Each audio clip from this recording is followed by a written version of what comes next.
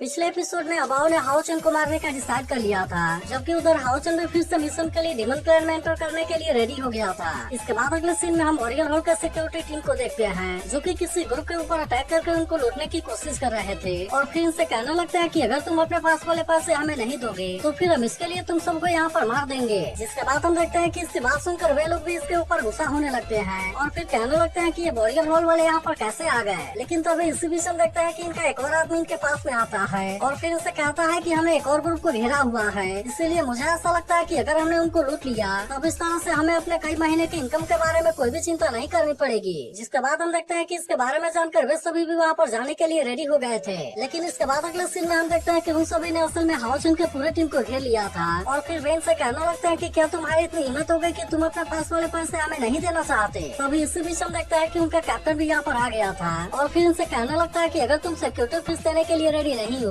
तो फिर तुम इसके लिए मरने के लिए रेडी रहना। लेकिन अब इसके बारे में सुनते ही सिबासियन इसके ऊपर बहुत ही ज्यादा गुस्सा होने लगा था और फिर कहने लगता है कि क्या वॉरियर हॉल असल में इसी तरह से काम करता है। लेकिन तभी हम देखते हैं कि वेंगवान ने उसे यहाँ पर कुछ भी करने से रोक दिया था और फिर वो कहने लगती है कि हम वॉरियर हॉल के एरिया में ऐसा कुछ भी नहीं कर सकते, क्योंकि मैंने ऐसा रूमर सुना है कि सभी 6 हॉल के बीच में इंटरनल फाइट हो रही है और इसीलिए हमें इनके खिलाफ में कुछ भी एक्शन लेने से पहले अपने कैप्टन के आने का वेट करना होगा। तभी इसी बीच हम देखते हैं कि सायर को भी हाओचन के बारे में चिंता होने लगी थी और वो सोचने लगती है कि पता नहीं हाओचन वहाँ पर क्या कर रहा है। इसके बाद अगले सीन में हम देखते हैं कि हाओचन भी वॉरियर हॉल के मेन हॉल के सामने आ गया था, जहाँ पर वो कहने लगता है कि हमें लाइट गोडर्स का स्क्वाड वाले मैटर को जल्दी ही सॉल्व करना होगा ताकि मैं जल्दी से यहाँ से जाकर अपने बाकी टीम और सार से मिल सकूं। फिर हमें पता चलता है कि वॉरियर हॉल के सभी सीनियर यहाँ पर मीटिंग कर रहे होते हैं, जहाँ पर वो कह रहे होते हैं कि आखिरकार सिक्योरिटी टीम इस महीने क्या कर रही है, क्योंकि सबसे ज्यादा केस तो सिंगसू सिटी से ही आ रहे हैं। लेकिन अब इसके बारे में सुनकर दूसरा सीनियर कहता है कि अभी के लिए तुम इसके बारे में भूल जाओ, क्योंकि जब से लाइट गोडर स्वॉर्ड यहाँ से गायब हुआ है तब से हमारे मिलिट्री की सिचुएशन बहुत ही ज्यादा खराब होने लगी है। इसके अलावा बहुत सारे लोग भी हमारे बारे में कंप्लेन करने लगे हैं और अब तो ऐसा लगता है कि सिंगसू सिटी ने अपने पूरे सोल को ही खो दिया है। अब इसी तरह से हम देखते हैं कि वे सभी इसके बारे में बहुत तरह की बातें करने लगे थे और फिर इसमें से एक सीनियर कहने लगता है ऐसा लगता है कि लाइट गोडर स्वॉर्ड ने हमें अबेंडन कर दिया है, क्योंकि डिवाइन स्वॉर्ड को यहाँ से वापस ले जाना इस बात का सबूत है। जिसके बाद हम देखते हैं कि ऐसी बातें सुनकर वे सभी और भी ज्यादा परेशान होने लगते हैं और कहना लगता है कि क्या इस तरह के र्यूमर अभी भी यहाँ पर एग्जिस्ट करते हैं। तभी एक दूसरा सीनियर गुस्सा होते हुए कहता है कि क्या लाइट गोडर स्वॉर्ड का यकीन यहाँ तक गिर गया है। वहीं दूसरी तरफ हम देखते हैं कि हाओचन भी इनसे बात करने के लिए यहाँ पर आ गया था, जिसे देखते हैं यहाँ के घर मास्टर चियू को आकर इसके बारे में बताते हैं। लेकिन अब इसके वजह से एक सीनियर इनके ऊपर गुस्सा होने लगा था और कहने लगता है कि तुमने किसी को यहाँ पर आने कैसे दिया और क्या तुम्हें पता नहीं है कि हम यहाँ पर मीटिंग कर रहे हैं। जिसके बाद में से एक डेप्यूटी पैलेस मास्टर सू से कहता है कि इसके पास में तो डिमन हंटिंग ऑर्डर है, लेकिन इस पर मास्टर सू कहने लगता है कि वह तो अभी बहुत ही यंग है और इसीलिए उसके पास में डिमन हंटिंग ऑर्डर कैसे हो सकता है। लेकिन तभी हम देखते हैं कि मास्टर चियू से शांत होने के लिए कहते हैं और फिर वो हाओचन से पूछने लगते हैं कि आखिरकार तुम हो कौन और तुम मीटिंग हॉल में आए क्यों हो। तब इस पर हाओचन अपने बारे में बताते हुए कहता है कि मैं 64 नंबर वाले डिमन हंटिंग ग्रुप का कमांडर हूँ और मैं असल में यहाँ पर लाइट गोडर स्वॉर्ड के बारे में बात करने के लिए आया हुआ था। लेकिन अब इसे देखते ही यहाँ के सभी सीनियर पूरी तरह से हैरान हो गए होते हैं और फिर मास्टर सू कहने लगता है कि यह स्वॉर्ड तुम्हारे हाथों में कैसे है। इसके अलावा हम देखते हैं कि मास्टर चियू भी इस बात से पूरी तरह हैरान हो गया था और फिर वो हाओचन के पास आते हुए कहता है कि आखिरकार ये तुम्हें कहाँ से मिला और फिर कहना लगता है कि इसे वापस करने के लिए मैं पूरे वॉरियर हॉल की तरफ से तुम्हें थैंक यू कहता हूँ। इसके बाद हम देखते हैं कि वो इसे लेने के लिए अपना हाथ आगे करता है, लेकिन इस पर हाओचन उससे कहता है कि मैं तो असल में इसे वापस करने के लिए नहीं आया, बल्कि मैं तो असल में यहाँ पर इसके लिए आपसे परमिशन लेने के लिए आया था। लेकिन तभी हम देखते हैं कि इसकी ऐसी बात सुनते ही मास्टर सू इसके ऊपर बहुत ही ज्यादा गुस्सा हो गया था और फिर वो हाओचन से कहने लगता है कि इस तरह से यहाँ पर बात करने की तुम्हारी हिम्मत कैसे हो गई और फिर वो अपने लोगों से कहता है कि तुम जल्दी से इसे कैद कर लो। जिसके बाद हम देखते हैं कि इसकी बात सुनकर यहाँ के गार्ड हाओचन की तरफ जाने लगे थे, लेकिन तभी हम देखते हैं कि मास्टर चियू को ऐसा कुछ भी करने से रोक देते हैं, क्योंकि वे कुछ भी करने से पहले हाओचन की भी बात सुनना चाहते थे। और फिर वे हाओचन से पूछने लगते हैं कि आखिरकार ये स्वॉर्ड तुम्हें कैसे मिला, क्या तुम इसके बारे में हमें बता सकते हो। तब इस पर हाओचन उसे बता देता है कि इन सब के पीछे मिस वेई यांग है, क्योंकि वो इस स्वॉर्ड को असल में चुपके से लेकर वहाँ पर आई थी। इसीलिए जब हाओचन को भी इसके बारे में पता चला था तो वो इस बात से पूरी तरह हैरान हो गया था। लेकिन इस पर वेई यांग ने उससे कहा था कि यह स्वॉर्ड भले ही मेरे सुवानजू यीबुसांग से बिलोंग करता है, लेकिन यह असल में वॉरियर हॉल से भी बिलोंग करता है और वे इसकी पूजा करते हैं, मगर फिर भी यह वॉरियर हॉल में पूरी तरह से शांत पड़ा हुआ है। इसीलिए मैं फिर से इसके पावर को एक्टिवेट होते हुए देखना चाहती हूँ और यही वजह है कि मैं इसे चुपके से लेकर यहाँ पर आई हूँ। इसके बाद वो इसे बताने लगती है कि इसे वॉरियर हॉल में बहुत ही इज्जत के साथ में रखा गया था और यहाँ तो असल में हमारे वॉरियर हॉल का यकीन भी है। इसलिए मैं चाहती हूँ कि अगली बार जब तुम वॉरियर हॉल से होकर गुजरना तो वहाँ पर तुम मेरे लिए एक फेवर कर देना। इसके बाद हम देखते हैं कि इसके इसके बारे में जानकर मास्टर चिऊ भी इसके बारे में सब कुछ समझ गया था और फिर वो हाओचन से कहता है, मुझे पता है कि हर कोई यह स्वॉर्ड पाना चाहता है, लेकिन असल में यह स्वॉर्ड मेरे पूरे वॉरियर होने का यकीन है और इसीलिए पूरी दुनिया में यूसुआई के अलावा ऐसा कोई भी नहीं है जो कि यह स्वॉर्ड यूज करने के लिए क्वालिफाई है। इसके बाद वो हाओचन से कहता है कि तुम तो एक नाइट हो और इसीलिए मुझे ऐसा लगता है कि तुम हमारे वॉरियर होल के पास के बारे में नहीं समझते। इसीलिए वो हाओचन से कहता है कि इसमें तुम्हारी कोई भी गलती नहीं है। फिर वो आगे कहता है कि मैं इन सब के लिए केवल रेई यांग को ही ब्लेम करता हूँ क्योंकि वो बिना परमिशन के इस ऑप्शन के लिए लेकर चली गई। और इतनी बात कहने के बाद वो हाओचन से कहता है कि मैं इसका मजाक बनते हुए नहीं देख सकता और इसीलिए मैं उम्मीद करता हूँ कि तुम भी इसके बारे में समझते हो। लेकिन इस पर हाओचन उससे कहता है कि मुझे ऐसा नहीं लगता कि यह कोई मजाक है क्योंकि मिस वेई यांग असल में एक्सकैलिबर को इसी तरह से धूल में कवर होते हुए नहीं देखना चाहती। तब इसके बारे में सुनते ही मास्टर चिऊ से कहता है कि इसके ओनर की मौत हो गई है और इसीलिए इसे भी उसके साथ में सोते हुए इमोर्टल मिथ बनना इसकी डेस्टिनी है। इसीलिए वो हाओचन से कहता है कि मैं इसे किसी को भी यूज नहीं करने दे सकता। लेकिन इस पर हाओचन कहता है, मुझे ऐसा लगता है कि हमें मिरेकल को क्रिएट करते रहना चाहिए क्योंकि केवल इसी तरीके से हम डिवाइन स्वॉर्ड को इमोर्टल बना पाएंगे, नहीं तो फिर इसका मतलब है कि यह कोई मरी हुई चीज है। लेकिन अब इसके ऐसी बात सुनते ही यहाँ के सभी सीनियर हाओचन के ऊपर बहुत ही ज्यादा गुस्सा हो गए थे और वे कहना लगता है कि इसे मरी हुई चीज बोलने की तुम्हारी हिम्मत कैसे हो गई, क्योंकि यह तो असल में हमारे वॉरियर हॉल का यकीन है। अब इसी वजह से हम देखते हैं कि वे सभी इसके ऊपर बहुत ही ज्यादा गुस्सा होने लगे थे। लेकिन इस पर हाओचन इनसे कहता है कि मैं इस तरह से इसकी कोई भी बेइज्जती नहीं करना चाहता था, बल्कि मैं तो असल में इस तरह से केवल एक फैक्ट बोल रहा था। इसके बाद वो इनसे कहता है कि डिवाइन स्वॉर्ड तो असल में अपने एनिमी और डिमन को मारने के लिए है और इसीलिए मैं इसका यूज करके ऐसा जरूर करूंगा।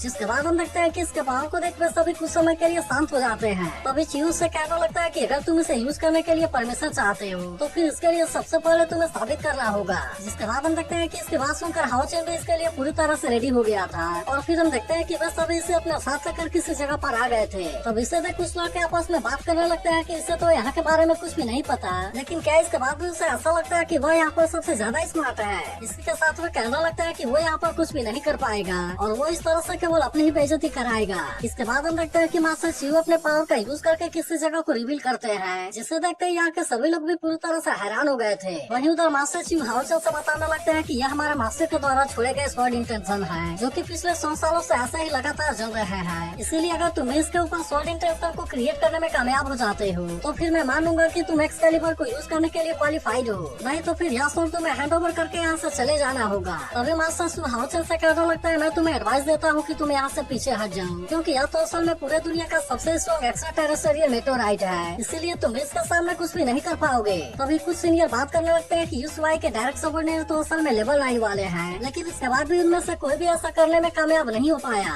लेकिन इसके बाद भी हम देखते हैं कि हाओचन को इसके बारे में कोई भी चिंता नहीं होती और वो कहता है कि मैं उम्मीद करता हूँ कि मास्टर चिऊ ने जैसा कहा है वैसा जरूर करेंगे। इसके बाद हम देखते हैं कि वो तुरंत यहाँ पर लाइट गोडेस का स्वॉर्ड को यूज करने लगता है, जिसे देखते ही सभी पूरी तरह से हैरान हो गए होते हैं। और फिर मास्टर चिऊ भी कहने लगता है कि यह तो असल में इस स्वॉर्ड का यूज कर पा रहा है, लेकिन अभी भी उसे ऐसा लग रहा था कि अगर हाओचन ने आके सारे लाइट एलिमेंट को भी अब्जॉर्ब कर लिया तब इसके बाद भी वो किसी भी तरह से मेटेओराइट के ऊपर इसका निशान नहीं बना पाएगा और इसीलिए वो इसमें जरूर ही फेल हो जाएगा। लेकिन तभी हम देखते हैं कि वे इसके लाइट एलिमेंट को देखते ही पूरी तरह से हैरान हो गए थे और फिर वे कहने लगता है कि यह तो अभी केवल लेवल 6 में है, लेकिन इसके बाद भी वो तो डिवाइन स्वॉर्ड को इतना आसानी से यूज कर पा रहा है। तभी मास्टर चिऊ हैरान होते हुए कहता है कि यह तो असल में रेजोनेंस है और ये एक्स्ट्रा टेरेस्ट्रियल मेटेओराइट तो डिवाइन स्वॉर्ड के साथ में रेजोनेट कर रहा है। तभी हम देखते हैं कि हाओचन यहाँ पर डिवाइन स्वॉर्ड को बहुत ही शानदार तरीके से यूज करने लगा था और फिर वो चारों तरफ से लाइट एलिमेंट को एब्जॉर्ब करके इसे बहुत ही अच्छे से चार्ज भी कर लेता है, जिससे देख मास्टर चिऊ हैरान हो जाता है कि आखिरकार इस डिवाइन स्वॉर्ड में इतनी ज्यादा पावर कैसे आ गई। और फिर उसे पता चलता है कि यह तो असल में हाओचन के फिजिक की वजह से हुआ है और अब इसे देख ऐसा लग रहा था कि हाओचन इस समय खुद लाइट बन गया है। अब इसी वजह से मास्टर चिऊ कहने लगता है कि कहीं मैंने इसे मिसट्रेस तो नहीं कर दिया, क्योंकि वह तो डिवाइन स्वॉर्ड का यूज करके मिरेकल को क्रिएट करने वाला है।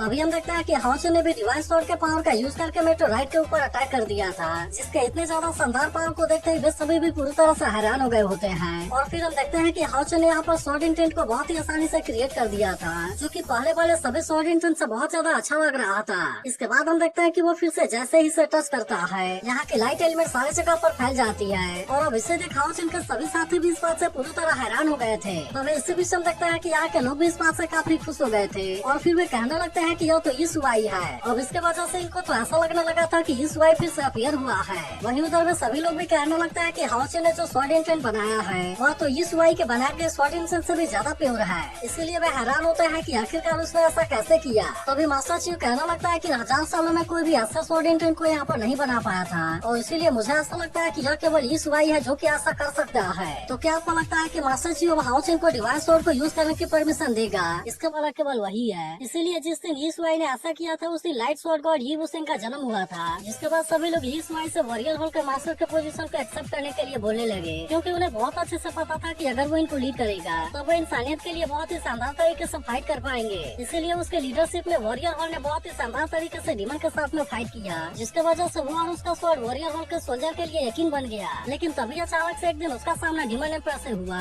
जहाँ पर उसके प्रेशर के सामने यी सुआई के लोग कुछ भी नहीं कर पाए थे। और फिर इसी तरह से डीमन एम्पायर अपने पावर का यूज करके यी सुआई को भी मार देना चाहता था। लेकिन इसके बाद भी यी सुआई के अंदर डीमन एम्पायर का कोई भी डर नहीं था, और उसके बाद भी वो उसके साथ में फाइट करने के लिए चला गया। लेकिन असल में इस बारे में कोई नहीं जानता कि आखिरकार उसने डीमन एम्पायर के साथ में किस तरह से फाइट किया, क्योंकि उसके कुछ समय के बाद डीमन क्लैन ने डिवाइन स्वॉर्ड को वापस कर दिया, और फिर उसके बाद से यी सुआई कभी भी वापस नहीं आया। इसके बाद हम देखते हैं कि मास्टर चीफ उसके बातों को याद करने लगता है, क्योंकि उसने उससे कहा था कि अगर मैं कभी भी वापस लौट कर नहीं आया तो फिर तुम इसके बारे में बिल्कुल भी चिंता ना करना, क्योंकि उसके बाद मेरे बिल को इनहेरिट करने के लिए कोई ना कोई डिसेंडेंट जरूर आएगा। अब इसके बारे में याद करके मास्टर चीफ हाउ चेन से कहता है कि तुम सच में बिल्कुल उसी के जैसे हो, और इसीलिए तुम्हें देख ऐसा लगता है कि वो वापस आ गया है। इसके बाद हम देखते हैं कि मास्टर चीफ बड़े प्यार से उसके साथ में बात करने लगा था, और फिर कहने लगता है कि तुम मेरे पिछले बिहेवियर के लिए मुझे माफ कर देना। इसके बाद वो हाउ चेन से कहने लगता है कि तुम पूरी तरह से सही थे, क्योंकि ये सुआई भी असल में सबसे ज्यादा यही चाहता था। फिर वो कहने लगता है कि तुम अपने स्वॉर्ड इंटेंशन को क्रिएट करने में कामयाब हो गए हो, इसीलिए अब कभी भी हम किसी चीज को तुम्हारे लिए कठिन नहीं बनाएंगे। इसके बाद अगले सीन में हम देखते हैं कि वॉरियर हॉल के लोगों ने अभी भी हाउ चेन की टीम को घेर रखा था, जहाँ पर वे इनसे कह रहे होते हैं कि तुम हमारे सामने बकवास बातें करना बंद करो और तुम्हारे पास जो भी है तुम उसे हमें दे दो। लेकिन तभी हम देखते हैं कि इसके ऐसे बातों से सीमा सियान इसके ऊपर बहुत ही ज्यादा गुस्सा हो गया था, और फिर वो कहने लगता है कि हम ऐसा क्यों करें। तब इस पर कैप्टन कहने लगता है कि सिंगसू सिटी में मेरा राज है, और इसीलिए मैं चाहता हूँ कि तुम आसानी से हमारी बात मान जाओ। लेकिन तभी बेंग जुआन कहने लगती है कि मुझे तो तुम्हारे ऊपर शर्म आ रही है, और इसीलिए ऐसा लगता है कि तुम्हें साफ करना जरूरी है। जिसके बाद हम देखते हैं कि अब कैप्टन भी गुस्से में इनके ऊपर अटैक करने के लिए रेडी हो गया था। लेकिन तभी इसी वक्त हम देखते हैं कि हाउ चेन ने यहाँ पर आकर उसे ऐसा कुछ भी करने से रोक दिया था, और फिर वो इसके लोगों के ऊपर अटैक करते हुए कहता है कि तुम्हारी इतनी हिम्मत कैसे हो गई। जिसके बाद हम देखते हैं कि अब हाउ चेन को यहाँ पर देखते हैं उसके सभी टीममेट्स भी काफी खुश हो गए थे। लेकिन अभी भी हम देखते हैं कि वो कैप्टन इतने आसानी से इनके सामने अपने हरकतों से बाज आने वाला नहीं होता, और वो हाउ चेन के ऊपर चिल्लाते हुए कहता है कि मेरे इलाके में इस तरह से आने की तुम्हारी हिम्मत कैसे हो गई। तभी हम देखते हैं कि वो गुस्से में इसके ऊपर अटैक करने के लिए भी आने लगा था। लेकिन याद है कब हाउ चेन भी इसके लिए पूरी तरह से रेडी हो गया था, और वो केवल एक ही पंच में इसके हालत को खराब कर देता है। तभी वो कैप्टन कहने लगता है कि मेरा father in law warrior hall के डिप्यूटी मास्टर है, इसलिए अब तुम हमारे वॉरियर हॉल के रात का सामना करने के लिए रेडी हो जाओ। लेकिन इसके बाद भी हम देखते हैं कि हाउ चेन को इसके बारे में कोई भी चिंता नहीं होती, और फिर वो कैप्टन से कहने लगता है कि अगर पूरा वॉरियर हॉल भी गुस्सा हो गया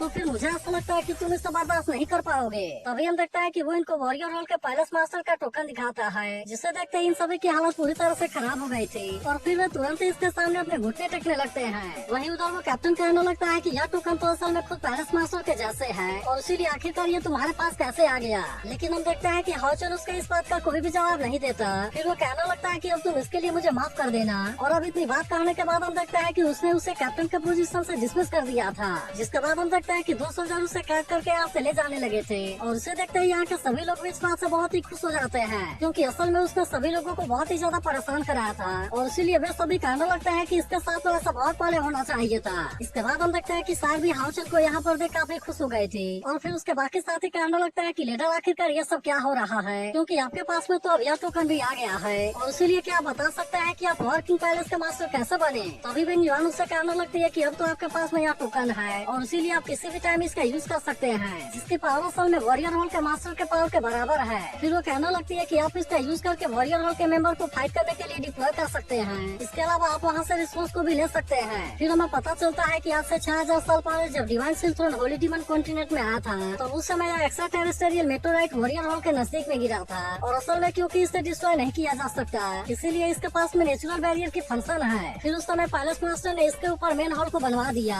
और फिर इस तरह से यह पूरे वॉरियर हॉल के लिए डिफेंस लाइन बन गया। इसलिए उसके बाद से यी सुआई के छोड़े गए स्वॉर्ड इंटेंट इंस्पायरिंग के लिए काम करते हैं, और वॉरियर हॉल के सोल्जर ने डिमन के साथ में बहुत ही शानदार तरीके से फाइट किया, जिसके वजह से हजारों सालों से साउथ ईस्ट का फोर्ट्रेस पूरी तरह से अनब्रेकेबल है। लेकिन अब समय के साथ स्वॉर्ड इंटेंशन धीरे धीरे फीकी हो रही है, लेकिन इसके बाद भी हम अपने सोल्जर का यकीन को गायब नहीं होने दे सकते, और इसीलिए हमने इसके लिए रूल बनाया था। फिर वे हाउ चेन से बताते हैं कि अगर कोई यी सुआई के मिरेकल को कंटिन्यू करने के लिए काबिल है तो फिर हम उसे अपने वॉरियर हॉल का मास्टर बना देंगे। इसीलिए मास्टर चीफ हाउ चेन से कहते हैं कि तुमने ऐसा कर दिखाया है और तुमने जो सॉल्ट इंटेंशन छोड़े हैं वे कम से कम एक समय के लिए कायम जरूर रहेंगे। इसके बाद हम देखते हैं कि मास्टर चीफ हाउचन को इसके लिए थैंक यू कहते हैं और फिर वे हाउचन से पूछते हैं कि क्या तुम हमारे पैलेस के मास्टर वाले पोजीशन को इनहेरिट करना चाहोगे। तब इसके बारे में सुनकर हाउचन इनसे कहता है कि यह चीज असल में बहुत ही काइंड है, लेकिन फिर भी मैं असल में इसके लिए आपको कोई प्रॉमिस नहीं कर सकता क्योंकि मैं अभी केवल नाइट बनकर ही रहना चाहता हूँ। तब इसके बारे में सुनकर मास्टर चीफ भी हाउचन से इसके बारे में ज्यादा कुछ नहीं बोल पाते और फिर वे हाउचन को अपने वॉरियर रोल के मास्टर का टोकन दे देते हैं। लेकिन इसी के साथ वे उससे कहते हैं कि तुम्हें इसके बारे में चिंता करने की जरूरत नहीं है क्योंकि मैं तुम्हें इसके लिए बिल्कुल भी जबरदस्ती नहीं करूंगा। इसके बाद वे हाउचन को समझाते हैं कि तुम इस तरह से अपना नाइट ही बने रहोगे, लेकिन वॉरियर रोल को अब एक नए विश्वास की जरूरत है। इसलिए मुझे ऐसा लगता है कि जब तक तुम रहोगे हमारे सोल्जर का यकीन भी इसी तरह से हमेशा ही बना रहेगा।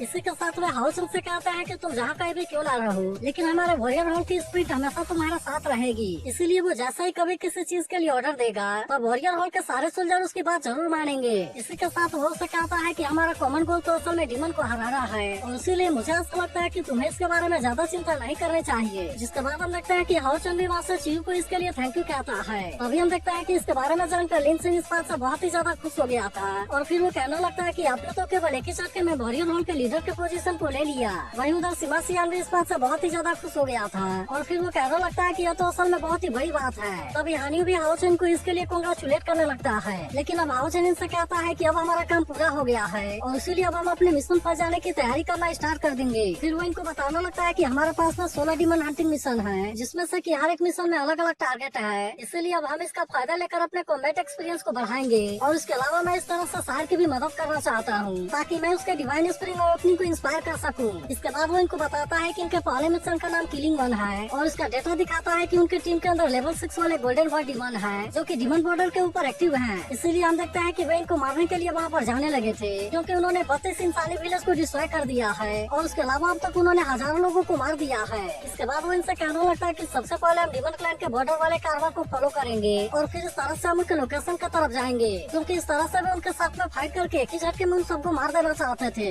वहीं अब उधर लिन सिंह भी अपने पावर का यूज करके गोल्डन वर्ड डीमन को मारने लगा था, जिससे देख अब सीमा सियान भी अपने गोल्डन हैमर का यूज करके अटैक करने के लिए रेडी हो गया था और अब इस तरह से वो भी इनको एक एक करके मारने लगता है। वहीं उधर हानि भी डीमन के साथ में फाइट करके उनको मार रहा था, जिसके बाद लिन सिंह कहने लगता है कि हमने तो अपने पहले वाले डीमन हंटिंग मिशन को बहुत ही आसानी से कंप्लीट कर लिया। तभी सीमा सियान भी हाउचन से पूछने लगता है कि बॉस अब हमें इसके बारे में क्या करना चाहिए, क्योंकि मुझे ऐसा लगता है कि यह मिशन तो सच में बहुत ही ज्यादा आसान है और अगर देखा जाए तो हम इसे केवल कुछ ही दिन में कंप्लीट कर लेंगे। लेकिन इस पर हाउचन से कहता है कि यह तो अभी हमारा पहला मिशन था और इसीलिए हम जैसे जैसे डीमन क्लैन के अंदर जाते जाएंगे तो वहाँ पर धीरे धीरे हमारी मुश्किलें और भी ज्यादा बढ़ती जाएंगी। इसीलिए वो इनको समझाता है कि साथ वहाँ पर हमें स्लेयर का भी सामना करना पड़े। तो इसके बारे में सुनकर सीमा सियान उससे पूछता है कि आखिरकार ये क्या है, जिसके बाद हाउचन इनसे कहता है कि मैंने इसके बारे में मास्टर चीफ से थोड़ा सा इन्फॉर्मेशन लिया है, जो कि ऐसे ग्रुप है जो कि असल में केवल डीमन हंटिंग ग्रुप को ही टारगेट करते हैं और इनको मैनेज करने वाला असल में कोई और नहीं बल्कि खुद डीमन एम्परर है। फिर वो आगे इनसे कहता है कि इनके हर एक टीम स्लेयर में 6 लोग होते हैं और वे अलग अलग ग्रुप लीडर के आइडेंटिटी के अनुसार 4 ग्रुप में डिवाइडेड है। अभी वो इनसे कहता है कि हमें सबसे ज्यादा ड्रैगन ग्रुप से केयरफुल रहना होगा क्योंकि मिले हुए इन्फॉर्मेशन के अनुसार ड्रैगन ग्रुप सबसे ज्यादा मिस्टीरियस है और आज तक कोई भी डीमन हंटिंग ग्रुप उनके हाथों से बचकर बाहर नहीं आ सका है। और इसी वजह से हाउचन को ऐसा लगता है कि ड्रैगन किंग के सभी मेंबर कम से कम लेवल 8 में जरूर होंगे और जबकि हो सकता है कि उनका लीडर असल में लेवल 9 में पहुंचने वाला हो। इसीलिए वो इनको समझाता है कि अब हम आगे बहुत बड़े बड़े चैलेंज को फेस करने वाले हैं और इसीलिए मैं चाहता हूँ कि तुम कोई भी एक्शन लेने से पहले इसके बारे में पूरी तरह से केयरफुल रहना। तब इसके बारे में सुनकर सीमा सियान कहता है कि नारिक प्रोविंस के डीमन हंटर अब तुम हमारे आने का वेट करो।